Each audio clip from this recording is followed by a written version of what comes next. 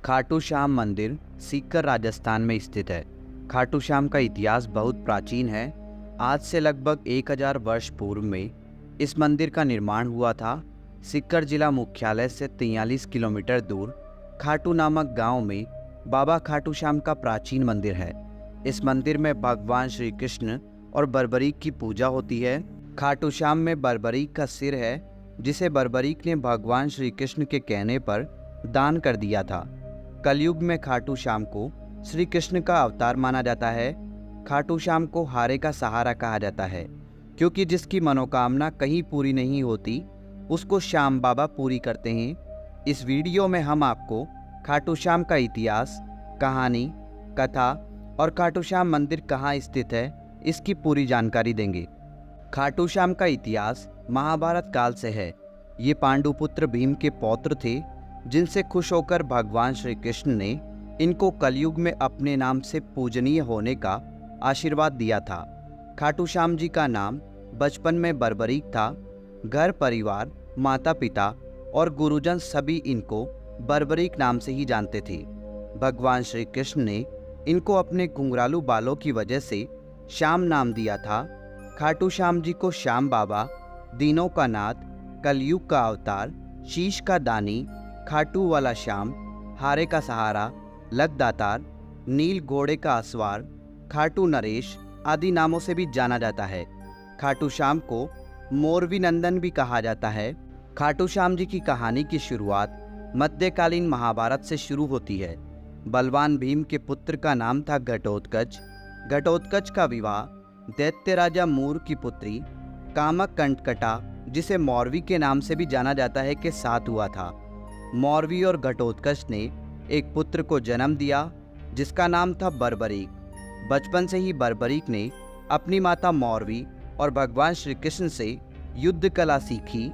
बर्बरीक ने भगवान शिव की तपस्या की, जिससे प्रसन्न होकर शिव जी ने उन्हें 3 बाण दिए। ये 3 बाण उनको तीनों लोकों में विजय दिलवा सकते थे। यह वरदान पाकर बर्बरीक बहुत खुश हुए। बर्बरीक अपनी वीरता और शक्तियों के लिए जाने जाते हैं। महाभारत काल में जब कौरव और पांडवों के बीच युद्ध शुरू होने वाला था, तब बर्बरीक अपनी माता के पास गए और युद्ध देखने की स्वीकृति मांगी। इस पर उनकी माता ने उनसे पूछा कि तुम किसकी तरफ से युद्ध लड़ोगे। इस पर बर्बरीक ने जवाब दिया, जो हारेगा मैं उसकी तरफ से युद्ध लड़ूंगा।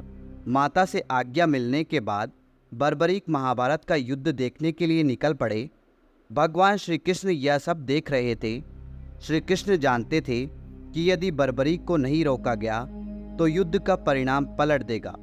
रास्ते में जाते हुए बर्बरीक को श्री कृष्ण ने ब्राह्मण का रूप धारण करके रोका और पूछा, हे बालक, तुम अकेले यह 3 बाण लेकर कहाँ जा रहे हो? तब बर्बरीक ने जवाब दिया कि मैं महाभारत का युद्ध देखने जा रहा हूँ और इस युद्ध में जो हारेगा मैं उसका साथ दूंगा। उपहास पूर्वक श्री कृष्ण ने कहा, सिर्फ 3 बाण के सहारे युद्ध लड़ने जा रहे हो? इनसे तो 3 सैनिक भी नहीं मरेंगे। यह सुनकर बर्बरीक बोल पड़े, हे ब्राह्मण, यह कोई साधारण बाण नहीं है। यह बाण मेरे आराध्य महाप्रभु शिवजी ने मुझे दिए हैं। 3 बाण तो क्या, सिर्फ एक बाण एक पल में युद्ध को खत्म कर देगा। हालांकि यह बात श्री कृष्ण पहले से जानते थे।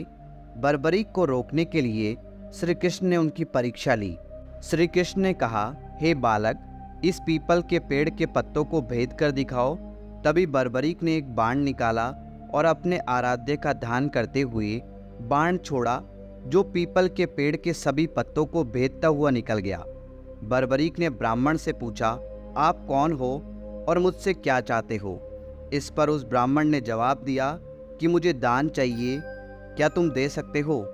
बर्बरीक ने कहा, मांगो, आपको क्या चाहिए? तब ब्राह्मण ने उनका शीश दान में मांग लिया।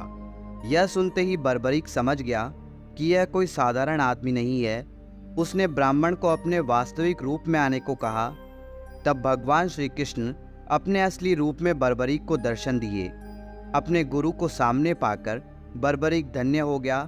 तब बर्बरीक ने रात भर भजन किया और दूसरे दिन फाल्गुन शुक्ल द्वादशी को स्नान करके अपने हाथों से बर्बरीक ने बिना देरी किए अपना शीश काटकर भगवान के चरणों में रख दिया। भगवान श्री कृष्ण ने शीश को एक ऊंचे स्थान पर रखा ताकि बर्बरीक महाभारत का युद्ध देख सके। बर्बरीक की दानवीरता से खुश होकर श्री कृष्ण ने उन्हें अपना नाम श्याम उपहार स्वरूप भेंट किया। साथ ही आशीर्वाद भी दिया कि आने वाले युग में तुम मेरे नाम से पूजे जाओगे। जब भी कोई हारा और टूटा हुआ भक्त तुम्हारे पास आएगा, तुम्हारी पूजा से उसके सब काम पूर्ण होंगे। श्री कृष्ण ने बर्बरीक के सिर को एक ऊंचे स्थान पर रख दिया। आज विश्वविख्यात खाटू श्याम मंदिर उसी स्थान पर बना हुआ है जहां पर उनका कटा हुआ सिर रखा गया था। तो यह है खाटू श्याम जी की बेहद अद्भुत कहानी। खाटू श्याम का महत्व कलयुग के साथ साथ बढ़ेगा, क्योंकि भगवान श्री कृष्ण ने इनको आशीर्वाद दिया था कि जैसे जैसे कलयुग बढ़ेगा तुम्हारा यश और लोगों की आस्था बढ़ेगी। आज बाबा खाटू श्याम हारे का सहारा बनकर भक्तों के काम कर रहे हैं और उनके दुख दर्द का हरण कर रहे हैं। खाटू श्याम का महत्व इसलिए भी बढ़ जाता है कि इन्हें कलयुग का भगवान माना जाता है। आस्थावान लोगों के हर काम होते हैं और ऐसा कहा जाता है कि जो व्यक्ति अपने जीवन में अपने दुखों और कष्टों से घिरा हुआ है, अपने जीवन में हार मान चुका है, उसे एक बार अवश्य खाटू श्याम जी की शरण में जाना चाहिए। तो दोस्तों, उम्मीद करते हैं बाबा खाटू श्याम का इतिहास और खाटू श्याम जी की कहानी आपको बहुत पसंद आई होगी। कमेंट बॉक्स में खाटू श्याम धणी की जय लिखकर कमेंट जरूर करें। धन्यवाद दोस्तों।